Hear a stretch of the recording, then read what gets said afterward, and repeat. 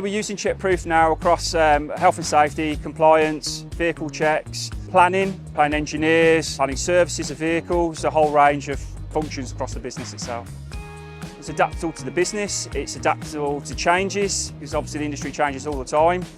And you can obviously talk with CheckProof to obviously change things on the go as well, and they will look at it and they're very welcoming and very open to discussions and ideas. So it helps us.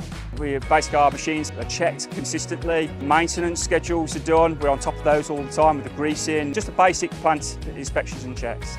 Like where before in the past, you used to be stuck with WhatsApp messages. Everyone was doing WhatsApp messages. And it would take probably 3 to 4 hours to actually get the correct information and to pass it on to the other supply chain so you can get the item for the replacement. This time, all the information on the deviation is uploaded with pictures and detailed description.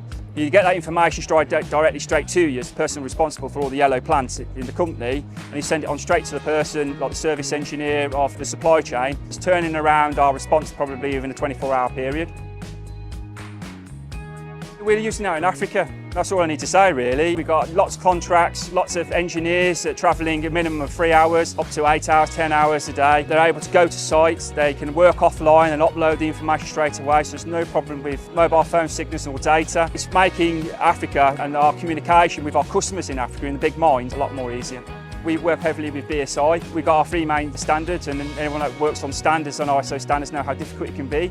But with that, it's there. It's just there. You can go onto any site, any machine, and you can check all the detail, all the services, all the deviations, all the corrective actions on it. You see all the health and safety documents, risk assessments, method statements, etc. It's just all there.